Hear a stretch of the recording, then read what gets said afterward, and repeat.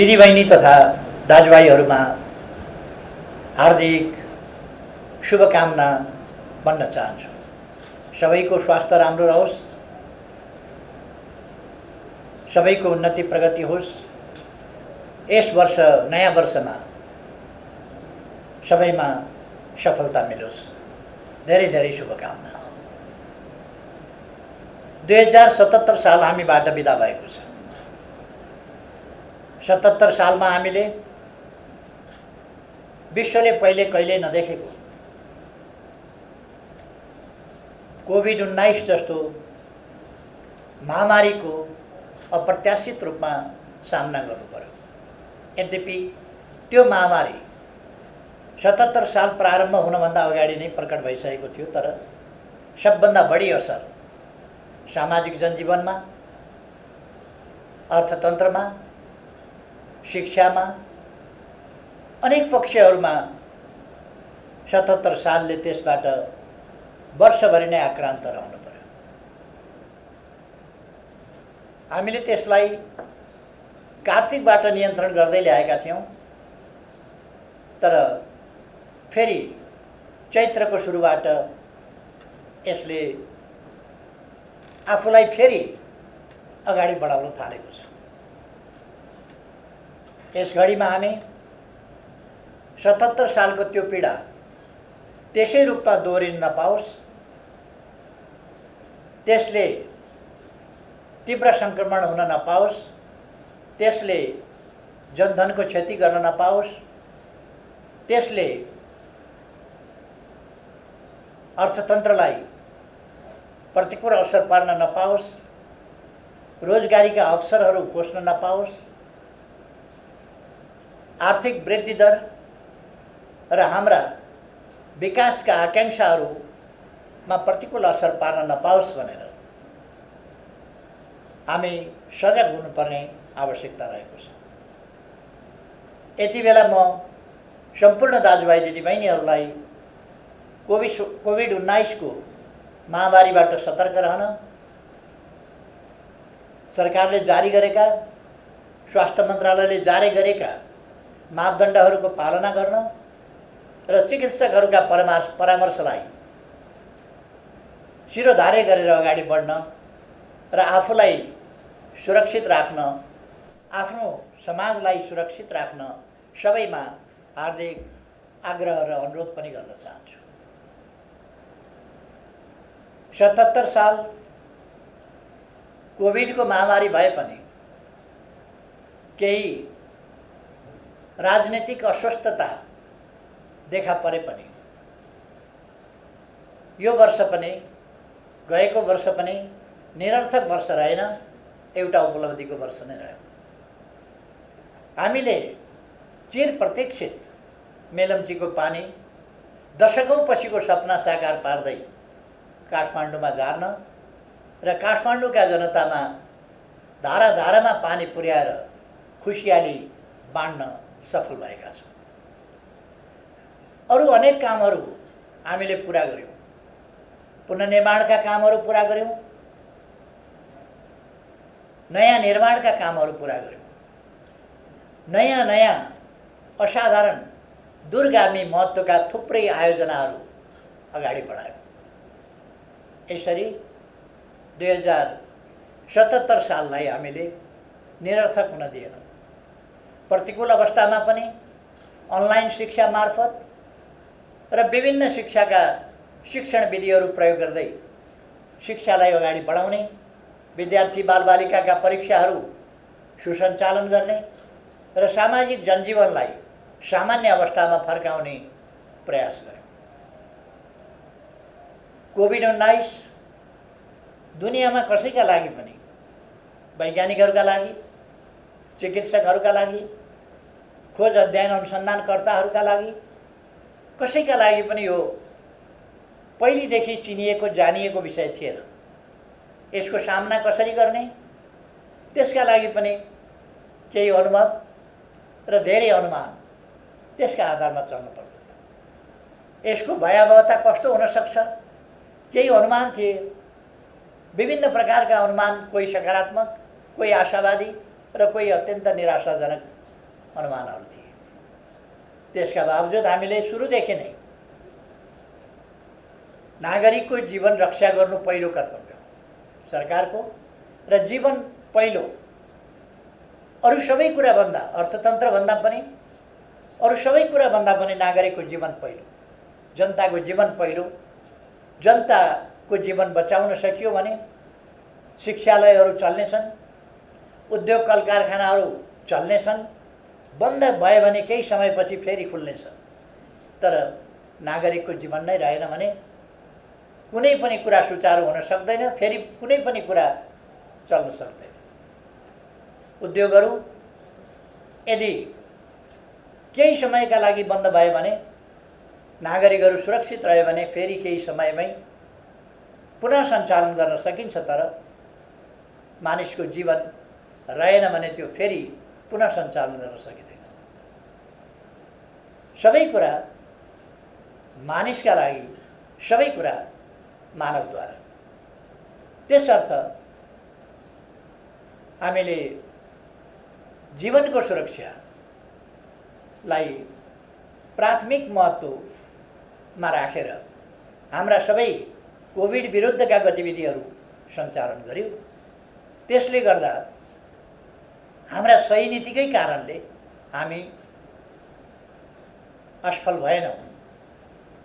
तुलनात्मक रूपमा कम क्षति सामाजिक जनजीवनमा अथवा आर्थिक क्रियाकलापमा, आर्थिक वृद्धि दरमा, यद्यपि समग्र आर्थिक वृद्धि दरमा केही प्रतिकूल असरहरू परे, तर त्यसो भए पनि हामी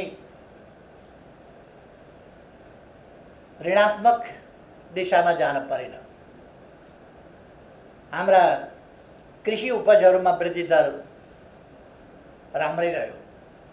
अरू विभिन्न क्षेत्रहरूमा पनि हामीले कृषि दर, वृद्धि दर राम्रै गर्यौँ।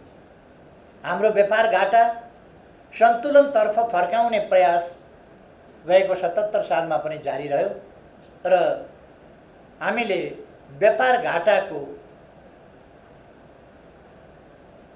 ग्यापलाई कम गर्दै लाने दिशामा थोरै भए पनि केही सफलता प्राप्त गर्यौँ। अर्थात् गएको वर्ष हामीले सफलताको वर्ष नै मान्नुपर्छ, असफलताको वर्ष होइन। जसरी त्यसभन्दा अघिल्लो वर्ष हामीले राजनीतिक हिसाबले पृथकतावाद र पृथकतावादी सोचलाई देशबाट अन्त्य गरेर राष्ट्रिय एकतातर्फको एउटा महत्त्वपूर्ण सफलता हासिल गरेका थियौँ। संविधानको सर्वस्वीकार्यताको सन्दर्भमा महत्त्वपूर्ण पाइला चालेका थियौँ र सफलता प्राप्त गरेका थियौँ। यस वर्ष हिंसाको बाटो लिइरहेको समूहलाई शान्तिपूर्ण राजनीतिको मूलधारमा फर्काउने सफलता प्राप्त गरेर हामीले अर्को सफलता प्राप्त गर्यौँ कि अब देशमा हिंसाको राजनीति छैन, अर्थात् राजनीतिलाई हिंसाको माध्यमबाट आफ्ना उद्देश्य प्राप्त गर्ने तरिका अवलम्बन गर्ने कुनै समूह छैन। अर्थात् अब राजनीतिक अभिष्ट संवैधानिक र शान्तिपूर्ण राजनीतिको मूलधारबाटै प्राप्त गर्न सकिन्छ। वास्तवमा अब जनतामा सार्वभौम सत्ता रहेको छ, जनता नै सार्वभौम सत्ता सम्पन्न हुन् र सम्पूर्ण राज्य शक्तिका स्रोत हतियार वा अरू कुनै चिज होइन, हिंसा होइन, जनता, जनताको मन र जनताको अभिमत, त्यो नै वास्तवमा राजनीतिको निर्धारक तत्त्व हो र त्यसैबाट जनताको सार्वभौम सत्ता वास्तविक अर्थमा प्रतिबिम्बित हुन्छ। त्यसर्थ यस सन्दर्भमा हामीले ठुला सफलताहरू प्राप्त गरेका छौँ। गएको वर्ष नै हामीले नयाँ नयाँ कामहरू गर्यौँ। पहिले केही मात्रै सभागृहहरू थिए, 77 सालमा धेरै सभागृहहरू बने, सुचारू भए। हामीले लुम्बिनीमा 5000 क्षमताको सभागृह, ध्यान केन्द्र, त्यसको निर्माण कार्य सम्पन्न गरेका छौँ। गोदावरीमा निर्माण कार्य 3000 क्षमताको सभा हलको, त्यसको पनि सकिसकेका छौँ। अरू थुप्रै ठाउँहरूमा सभा हलहरू, नत्र भने पहिले पोखराको सभा हल, यो राष्ट्रिय सभागृह, प्रज्ञा प्रतिष्ठानको सभा हल लगायतका केही र अन्तर्राष्ट्रिय सभागृह यति मात्रै थिए। यस ठाउँमा अब थुप्रै सभागृह भएका छन्। हामी कहाँ 70 वर्ष अघि ठुलो परिवर्तन भयो। हामी नयाँ युगमा प्रवेश गर्यौँ। वास्तवमा भन्ने हो भने जनप्रतिनिधित्वको युगमा पुग्यौँ। तर जनप्रतिनिधित्वको युगमा आइसक्दा पनि हामीले जनप्रतिनिधिहरू सामेल हुने सर्वोच्च संस्था निर्वाचित गरे पनि त्यो सर्वोच्च संस्था बसेर छलफल गर्ने, निर्णय गर्ने, देशका बारेमा, जनताका बारेमा, देश र जनतालाई कसरी सुविधा पुर्याउने, कसरी अगाडि बढाउने भन्ने सम्बन्धमा निर्णय गर्ने थलो सर्वोच्च विधायिका भवन, संसद भवन हामीसँग थिएन। गत वर्ष नै हामीले संसदीय भवनको कामलाई अगाडि बढाएका छौँ र त्यो हाम्रो नजिकै निर्माण भइरहेको छ। यस्ता थुप्रै निर्माण कार्यहरू सम्पन्न भएका छन्। हामीले थुप्रै जनतामा आशा जगाउने कामहरू गरेका छौँ। कतिपय कोणहरूबाट केही पनि भएन, केही पनि भएको छैन भन्ने हल्ला चलाउने, जनतालाई निराश बनाउने, जनतामा असन्तुष्टि भड्काउने प्रयासहरू भइरहे पनि सरकार त्यसबाट किञ्चित विचलित भयो। हामीले आशा जगाउने कामहरू, जनतामा आशा जगाउने कामहरू र सरकारका क्रियाकलापहरूप्रति भरोसा जगाउने कामहरू र भविष्यप्रति आशा र विश्वास जगाउने कामहरू लगातार गर्यौँ।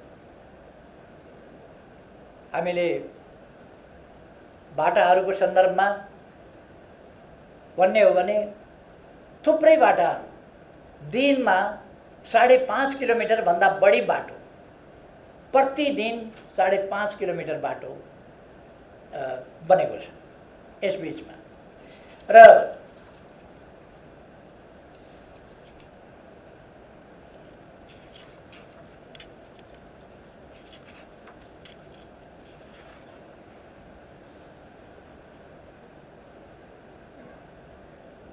एक दिनमा कम्तीमा 12वटा दरले आवासहरू तयार भएका छन्। विभिन्न 8 प्रकारका सामाजिक सुरक्षा भत्ता पाउनेको सङ्ख्या 30,60,000 भन्दा बढी छ।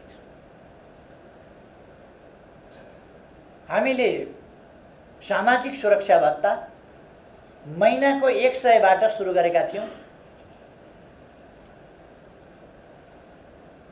त्यो 100बाट सुरु गरेको, महिनाको 100बाट सुरु गरेको भत्ता आज दिनको 100मा पुगेको छ।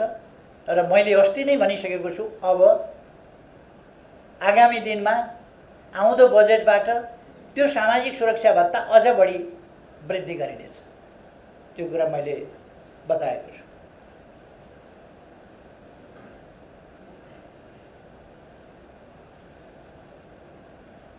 यस अवधिमा सामाजिक सुरक्षा भत्ता प्राप्त गर्ने सङ्ख्या थपिएको छ र त्यो लगभग 5 लाखको सङ्ख्यामा थपिएको छ। श्रमिकहरूका लागि औपचारिक र अनौपचारिक दुईटै क्षेत्र समेट्ने गरी हामीले योगदानमा आधारित सामाजिक सुरक्षा एउटा नयाँ अवधारणा ल्याएका छौँ र त्यसलाई कार्यान्वयन गरेका छौँ। यो 2075 मङ्सिर 11 गतेबाटै हामीले सुरु गरेका थियौँ। यस्ता थुप्रै कामहरू हामीले गरेका छौँ। मैले सडकको कुरा गरेँ। 5.5 किलोमिटरभन्दा बढी सडक हामी प्रतिदिन निर्माण गरिरहेका छौँ। हरेक दिन कम्तीमा एउटाभन्दा बढ्ताका दरले झोलुङ्गे पुल, हरेक दोस्रो दिन कम्तीमा एउटा सडक पुल हरेक तेस्रो दिन एउटा ग्रामीण सडक पुल यस ढङ्गले निर्माण गरेको छ। पूर्वमा जाने हो भने भद्रपुर गलगलिया मेची खोलामा पुल बनेको छ। पश्चिममा जाने हो भने गड्डा चौकीमा पुल बनेको छ महाकालीमा, पूर्वदेखि पश्चिमसम्म। हामीले नदी करिडरहरू, महाकाली करिडरदेखि लिएर कोशी करिडरसम्म विभिन्न करिडरहरू निर्माण गरेका छौँ। विभिन्न नाकाहरू खोलेका छौँ। उत्तर दक्षिणका बाटाहरू लिङ्क रोडका रूपमा, राजमार्गका रूपमा बनाएका छौँ। मध्य पहाडी राजमार्ग, जसलाई हामी पुष्पलाल राजमार्ग भन्छौँ, पुष्पलाल राजमार्ग तीव्रतर ढङ्गमा बनिरहेको छ र स्तरोन्नति पनि भइरहेको छ। मदन भण्डारी राजमार्गको निर्माणको वेग तीव्र छ। मैले भनिरहनु पर्दैन, पूर्वदेखि पश्चिमसम्मका दाजुभाइ दिदीबहिनीहरूले देखिरहनु भएको छ कुन ढङ्गले मदन भण्डारी राजमार्गको निर्माण भइरहेको छ। पूर्व पश्चिम राजमार्ग स्तरोन्नति गर्ने काम, त्यसलाई चौडा बनाउने काम विभिन्न ठाउँमा हामीले अगाडि बढाइरहेका छौँ र यसलाई केही वर्षभित्र हामी पुरा गर्दैछौँ। हुलाकी राजमार्ग अत्यधिक ठुलो मात्रामा सम्पन्न भइ नै सकेको छ, केही ठाउँहरूमा मात्रै सम्पन्न हुन बाँकी छ, खास गरी निकुञ्ज आदिका कारणहरूले। नत्र भने हामीले त्यसलाई पनि निर्माण गरिसकेका छौँ। अरू राजमार्गबाट सदरमुकाम, तराईमा सदरमुकाम जोड्ने बाटाहरू 4 लेनका 6 लेनका बाटाहरू स्तरोन्नति गरिएका छन्। रेलमार्ग हामीले जनकपुरमा 2टा रेल ल्याइसकेका छौँ र यसै महिनाबाट सञ्चालन प्रारम्भ गर्दैछौँ। पूर्व पश्चिम रेलमार्ग कतिपय ठाउँमा ट्र्याक बनाउने काम, कतिपय ठाउँमा पुल बनाउने काम, अनेक कामहरू हामीले सुरु गरिसकेका छौँ। जग्गा अधिग्रहणका कामहरू सुरु गरेका छौँ र अब छिटै नै पूर्व पश्चिम रेलमार्ग गर्दैछ। आशा जगाउनुपर्छ, जनतामा विश्वास जाग्नुपर्छ, विकास निर्माणका काम अगाडि बढ्छ। यो कुरा हामीले रेलको चर्चा गऱ्यौँ आज कोशीमा, गण्डकीमा। आफ्नै उत्साहमा, आफ्नै लगानीमा निजी क्षेत्रबाट केही उत्साही युवाहरूले स्टिमर चलाइसक्नु भएको छ। अब 13 मिनटमा भोजपुर पुग्न सकिन्छ, 11 मिनटमा भोजपुर पुग्न सकिन्छ र भोजपुरबाट चतरा धाम होइन, तल चतरा बजारसम्म आउन सकिन्छ। यसरी हामीले ठुलो प्रगति ती विभिन्न क्षेत्रहरूमा गरेका छौँ। पुनर्निर्माण प्राधिकरणले असाधारण काम गरेको छ र हामीले भनिरहनु पर्ला जस्तो लाग्दैन। रानी पोखरी हामीले शिलान्यास गरिसक्यौँ।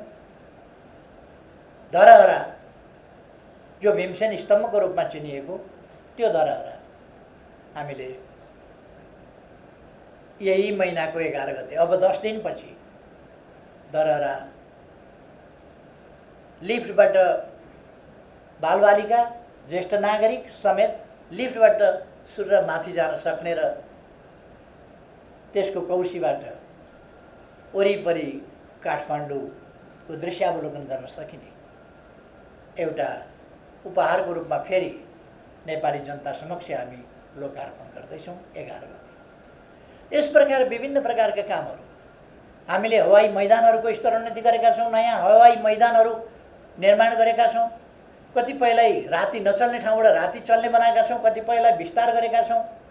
त्रिभुवन अन्तर्राष्ट्रिय विमानस्थल कसैले पनि विदेशीहरू आउँदा अहिले पहिले आएका विदेशीहरूले भन्छन् अन्तर्राष्ट्रिय त्रिभुवन अन्तर्राष्ट्रिय विमानस्थलमा झर्ने बित्तिकै नयाँपन अनुभव हुन्छ। त्यसपछि काठमाडौँ छिर्ने बित्तिकै नयाँपन अनुभूति हुन्छ।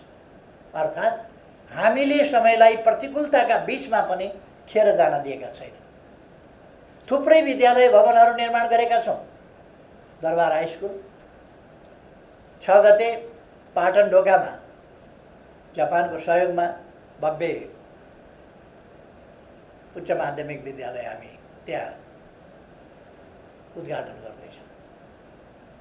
कतिपयले यसलाई अर्थहीन भने, कसैले यसलाई प्रचार मात्रै भने। मेलम्चीको सपना, मेलम्चीको पानी ल्याउने सपना धारा धारामा बाँडेर पुरा गर्नु गफ मात्रै होइन। यसमा जस लिने श्रेय लिने, कसैले के भने कसैले के भने, तर हामीलाई जस वा श्रेय लिने त्यसको होडबाजीमा सामेल हुन रहर छैन। हामीलाई जस चाहिएको होइन, हामीलाई काम चाहिएको। हामीलाई कामलाई सफल बनाउनु छ, देशलाई अगाडि बढाउनु छ, जनतालाई सुविधा पुर्याउनु छ।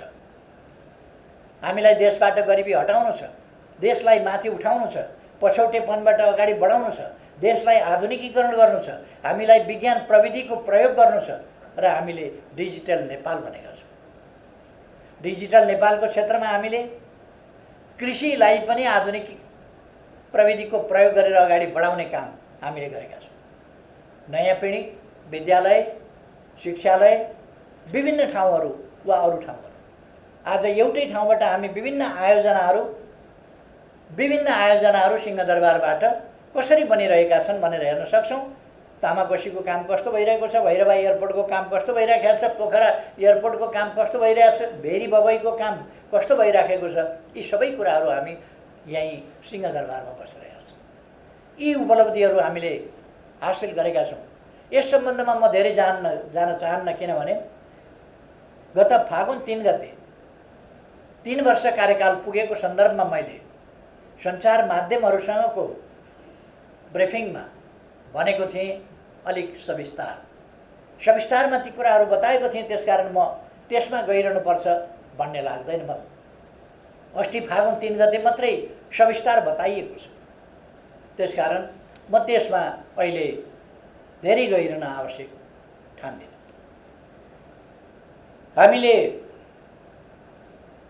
पर्यटन क्षेत्र समस्याग्रस्त भएको देखेका छौँ र अब आगामी दिनहरूमा हामी पर्यटन क्षेत्रका कमीहरूलाई, त्यसलाई कसरी पुनरुत्थान गर्न सकिन्छ, पर्यटन क्षेत्रको र पर्यटन क्षेत्रलाई प्रभावकारी ढङ्गले अगाडि बढाउन सकिन्छ, त्यसमा ध्यान दिनेछौँ। तर त्यसका लागि र अरू आर्थिक क्रियाकलाप र तिनको सफलताका लागि म सबैमा आग्रह गर्न चाहन्छु, हामी कोभिडबाट सुरक्षित हुनु पर्यो। कोभिडका प्रोटोकल, त्यसका मापदण्डहरू, सरकारले जारी गरेका जानकारीहरू र सरकारले गरेका आग्रहहरूलाई पालना गरौँ र त्यसअनुसार आफू सुरक्षित बनौँ, अरूलाई पनि सुरक्षित बनाऊँ। त्यसो गऱ्यौँ भने हामी हाम्रो जनजीवनलाई पनि सुचारू बनाउन सक्छौँ। कतिपयले आजै लकडाउन हुन्छ, भरे नै लकडाउन हुन्छ, भोलि नै लकडाउन हुन्छ भन्ने हल्ला चलाएको देखिन्छ। सरकार सकेसम्म लकडाउनमा जान चाहँदैन, तर हामीले एक्का राख्नुपर्दछ। युरोपका देशहरू, कतिपय देशहरू, विकसित भनिएका कतिपय देशहरू जब महामारी भत्तै फैलियो, त्यस्तो अवस्थामा लकडाउन गर्न बाध्य छ। दोस्रो चरणमा, तेस्रो चरणमा फैलिएको त्यो लहरबाट बच्नका लागि लकडाउनको सहारा लिनुपर्ने अवस्था छ। हामी चाहन्छौँ अहिले नै अरू विधिबाटै, हाम्रो सतर्कताको विधिबाट हामी परिस्थितिलाई बिग्रिन नदिउँ र त्यहाँ पुग्न नदिउँ भन्ने मैले आग्रह गरेको छु। अस्ति मैले बोल्दा लकडाउन गर्ने धम्की दियो भन्ने पनि केहीले भने। म धम्की कसलाई दिन्छु? म धम्की दिने हैसियत पनि राख्दिनँ, धम्की दिनुलाई उचित पनि ठान्दिनँ।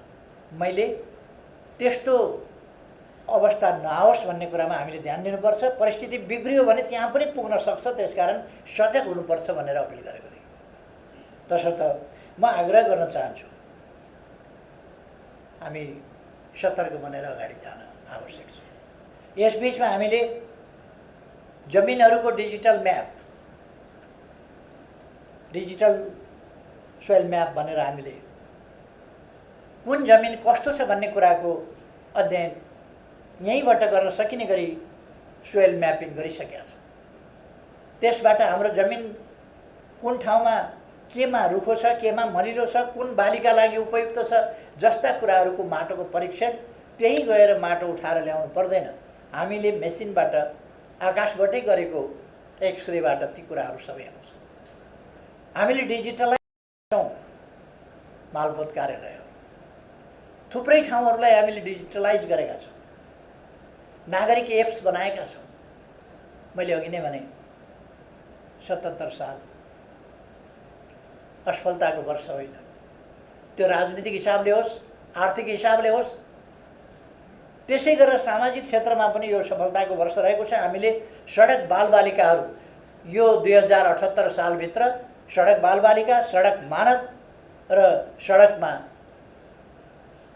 भिक्षामदेही भन्ने स्थिति अन्त्य गर्ने त्यो कुराहरू पुरा गर्छौँ भनेर भनेका छौँ। अहिले नै 77 सालमै हामीले क्याम्पेन चलाएर, अभियान चलाएर सडक बालबालिका र सडक मानव नरहेको स्थिति बनाइसकेका छौँ। पूर्ण रूपमा हामी यस सालभित्र त्यो गरिसक्छौँ। जो बालबालिकाले अभिभावक गुमाएका छन् त्यस्ता बालबालिकाको अभिभावक सरकार छ। जो ज्येष्ठ नागरिकहरूले सहारा गुमाएका छन् उनीहरूको सहारा सरकार छ। जसले विभिन्न कारणले भिख मागेर हिँड्नु पर्ने स्थिति सिर्जना भएको छ, त्यो स्थितिको अन्त्य गर्न र वास्तविक अर्थमा त्यस्तो अवस्था छ भने त्यसलाई अन्त्य गरेर एउटा सम्मानित जीवन बाँच्न पाउने त्यस स्थितिको निर्माण सरकारले गर्छ भनेर हामीले भनेका छौँ। छाउपडी होस्, बोक्सी होस्, यसका विरुद्ध हामीले अभियान चलाएका छौँ। एसिड आक्रमणका विरुद्ध हामीले अध्यादेश, त्यो जरुरी कुरा बन्यो, समाजले त्यसमा सरकारको बढी ध्यानाकर्षण पनि गर्यो। त्यसकारण हामीले अध्यादेशबाट एसिड आक्रमण विरुद्धको कडा कानुन ल्यायौँ। बलात्कार, बलात्कार पछिका हत्या जस्ता कुराहरूलाई नियन्त्रण गर्नका लागि कानुन ल्यायौँ। अचम्म लडेर ल्याएको संसद, मुद्दा लडेर ल्याएको संसद चल्न नै दिएर संविधानले भनेको पहिलो दिन प्रस्तुत गर्न पर्ने अध्यादेश संसदमा प्रस्तुत गर्न नदिएर एउटा अप्रिय र अशोभनीय स्थितिको निर्माण भएको छ। एमसीसी, नेपाली कांग्रेस र नेकपा माओवादी सरकारमा हुँदा एमसीसी सम्झौता गरिएको थियो। त्यो निर्णयार्थ हामीले संसदमा टेबल गरेका छौँ र टेबलमा निर्णयार्थ प्रस्तुत गरिएको छैन। हामी त्यसको माग गरिरहेका छौँ र त्यसरी सरकारले प्रस्तुत गरिसकेपछि निर्णयार्थ प्रस्तुत नगर्ने भनेको संवैधानिक कुनै अधिकार कसैसँग हुँदैन, त्यो गर्नै पर्ने हुन्छ। तर संविधानै नमान्ने, जिद्दी गर्ने त्यो प्रवृत्ति हामी झेलिरहेका छौँ। हामी चाहन्छौँ फाटोको खेती होइन, आपसमा परस्परमा वैमनस्यता र घृणा होइन। आजको हाम्रो आवश्यकता राष्ट्रिय एकता, अनेकतालाई हटाएर, विमतिलाई हटाएर, दूरीलाई हटाएर निकटता कायम गर्ने, अनेकतालाई एकतातर्फ ल्याउने यी प्रयासहरू र राष्ट्रिय एकता कायम गर्ने र हाम्रा सम्पूर्ण सामर्थ्य र शक्तिहरू देश विकासका निम्ति प्रयोग गर्नुपर्ने आजको आवश्यकता। त्यस आवश्यकतातिर म सबैको ध्यानाकर्षण गर्न चाहन्छु। अब यस नयाँ वर्षमा हामी नयाँ कामहरू थालना गर्दैछौँ। अब केही समयपछि मेरो कित्ता भन्ने कार्यक्रम, जो किसानहरूका लागि आफ्नो धनीपूर्जा, आफ्नो कित्ता आफू बसेकै ठाउँबाट एप्सबाटै हेर्न सक्ने गरी मेरो कित्ता कार्यक्रम शुभारम्भ हुँदैछ। यस कार्यक्रमको केही घन्टाभित्रै अथवा हामी यस्ता कार्यक्रमबाट सुरु गर्दैछौँ जो आधुनिकीकरणतर्फको, डिजिटल प्रयोगतर्फको, प्रविधि सबभन्दा ताजा, सबभन्दा पछिल्लो प्रविधिको प्रयोग गर्दै अगाडि बढ्ने त्यस काममा हामी लागिरहेका छौँ। हामी आज पुरस्कृत, सम्मानित हुने, राष्ट्रिय जीवनका विभिन्न क्षेत्रमा विभिन्न ढङ्गले महत्त्वपूर्ण सेवा गर्ने राष्ट्रसेवकहरूदेखि लिएर समाजसेवीहरूसम्म, उद्यमी व्यवसायीहरूसम्म विभिन्न तह तबकाका महानुभावहरूलाई सम्मानित गर्ने कार्यक्रम पनि यसपछि तुरुन्तै गर्दैछौँ। मेरो किता भन्ने कार्यक्रम एकैछिनमा सुरु गर्दैछु। यस्ता थुप्रै कार्यक्रमहरूबाट आजै हामी लोकतान्त्रिक आन्दोलन, जनआन्दोलन, शस्त्रद्वन्द्वमा विभिन्न ढङ्गले पीडित भएका व्यक्तिहरू, योगदान गरेका व्यक्तिहरूलाई प्रतीकात्मक ढङ्गले सम्मान गर्ने त्यो कार्यक्रम पनि आज हामी प्रारम्भ गर्दैछौँ विधिवत। अर्थात् हामी एउटा नयाँ उत्साहका साथ, नयाँ आत्मविश्वासका साथ नयाँ वर्षमा प्रवेश गरिरहेका छौँ र यस नयाँ वर्षमा हामीले थालिसकेका कामहरूलाई तीव्रताका साथ पूर्णता दिने, अपुरा कामहरूलाई पुरा गर्ने, जो यसै वर्ष पुरा हुन सक्दैनन् त्यसलाई उल्लेख्य मात्रामा अगाडि बढाउने, देशलाई अब दुर्गम रहन नदिने। यसै वर्षभित्र हामी सिमीकोट, हुम्लाको सिमीकोटलाई पनि सडक सञ्जालसँग जोड्नेछौँ र अगाडि बढाउनेछौँ।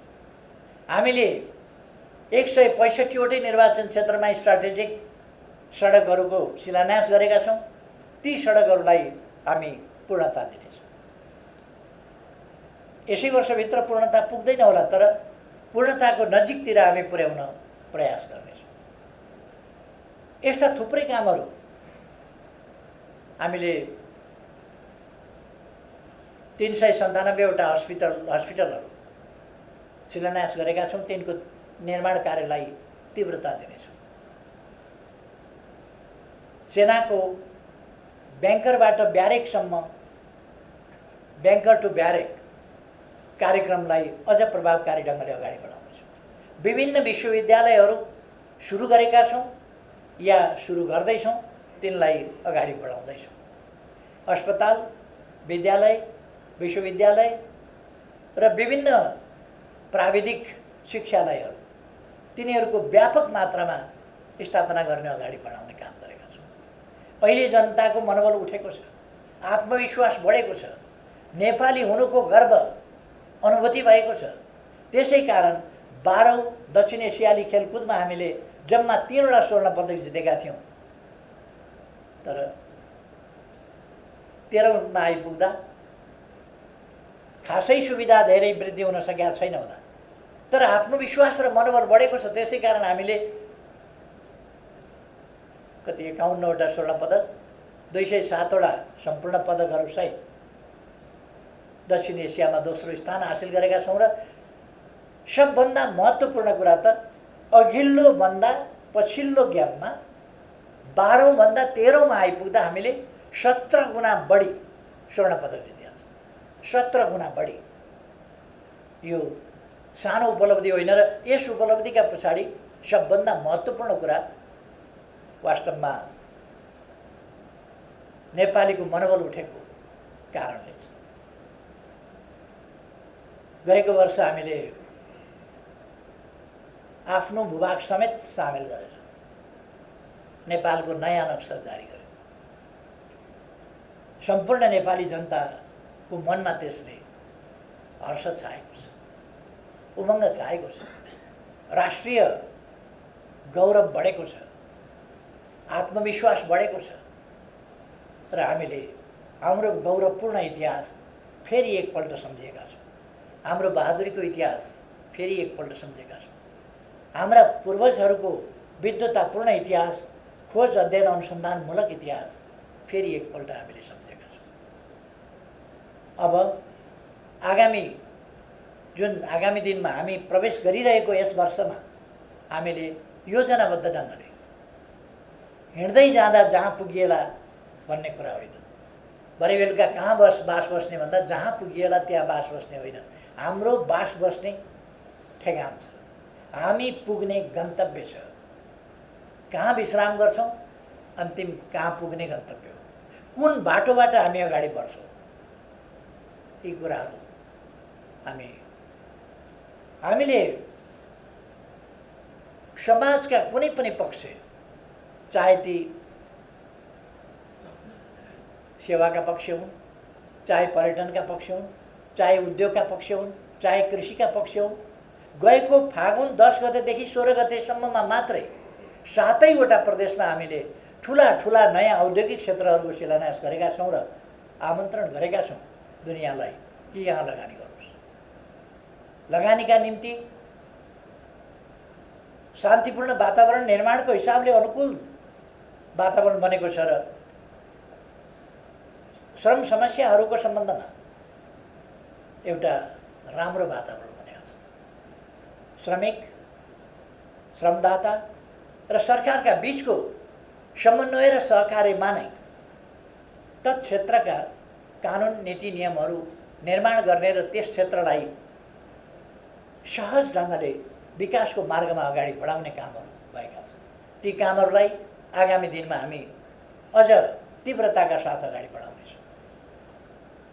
म यस घडीमा सम्पूर्ण दाजुभाइ दिदीबहिनीहरूलाई विभिन्न प्रकारका हल्लाहरूका पछाडि नअल्मलिन, राष्ट्र निर्माणका काममा ढुक्कले आत्मविश्वासका साथ अगाडि बढ्न, निराशा जगाउन खोजिएका प्रयासहरूलाई अस्वीकार गर्न र आशावादिता आफूमा लिएर अगाडि बढ्न सबैमा हार्दिक आग्रह गर्न चाहन्छु।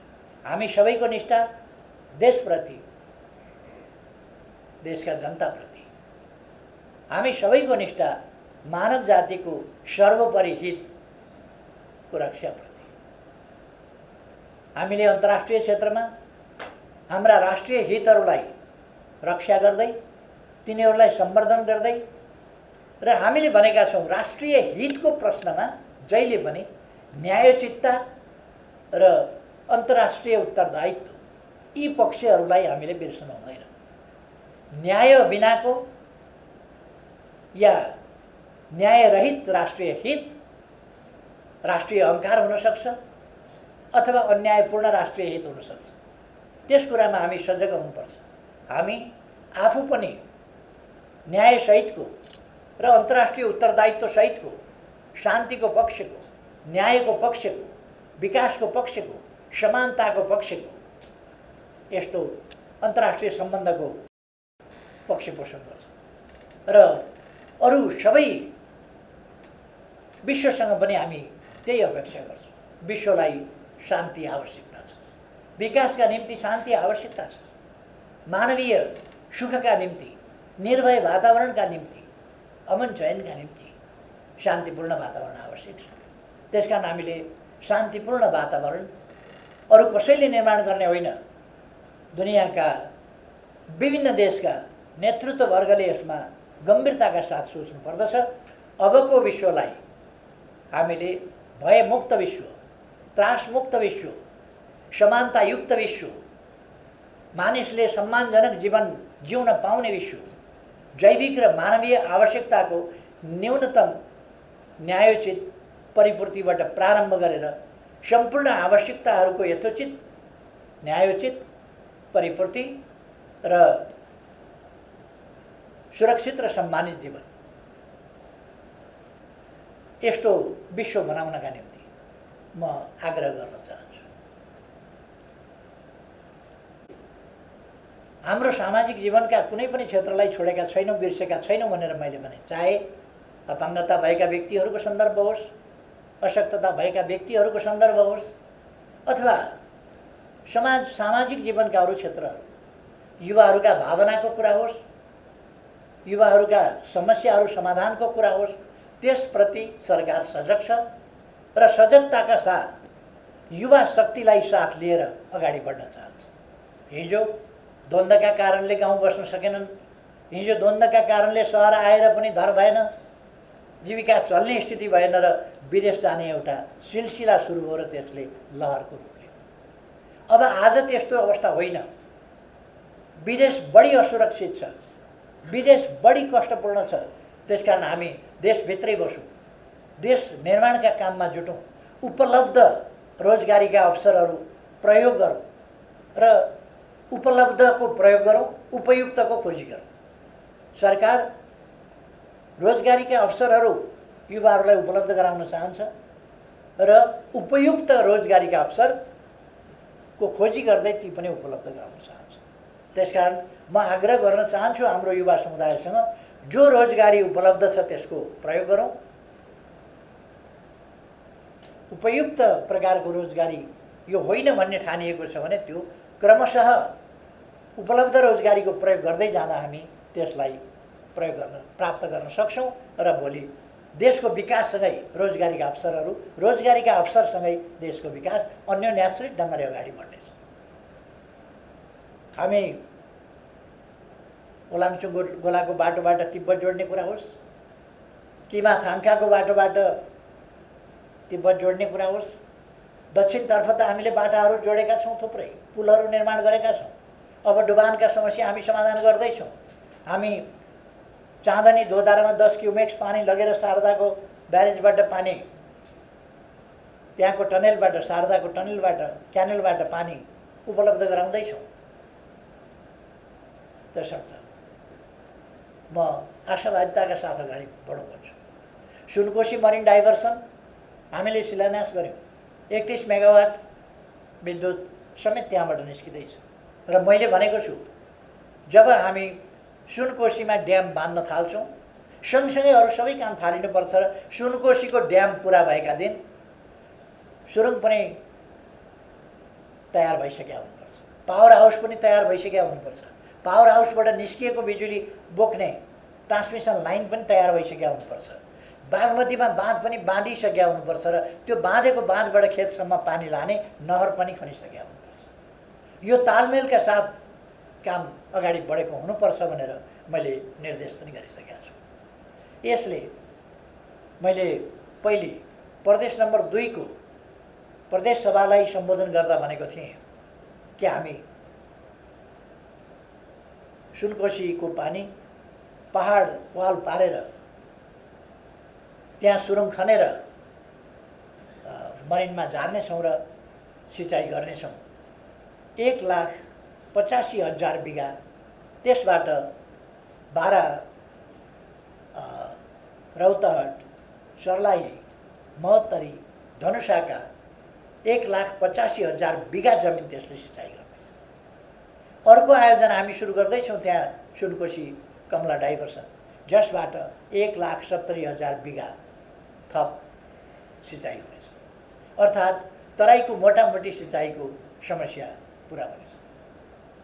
त्यसलाई हामी पुरा गर्नेछौँ र कृषिको आधुनिकीकरणमा यसले ठुलो योगदान पुर्याउनेछ। तमर, चिस्याङ, नौमुरे जलविद्युत आयोजनाबाट, त्यो बहुद्देश्यीय आयोजनाबाट गरिने कपिलवस्तु लगायतको सिँचाइको प्रबन्धदेखि लिएर अरू थुप्रै कामहरू भेरी बबई तयार हुने लागेका छ र हामी बाटा निर्माणहरूको सन्दर्भमा पनि, सडक निर्माणको सन्दर्भमा पनि र आवश्यकता परेमा अरू प्रकारका पनि फास्ट ट्र्याक अगाडि बढिरहेको छ र त्यहाँ पनि लामा 2टा टनेल बन्दैछ।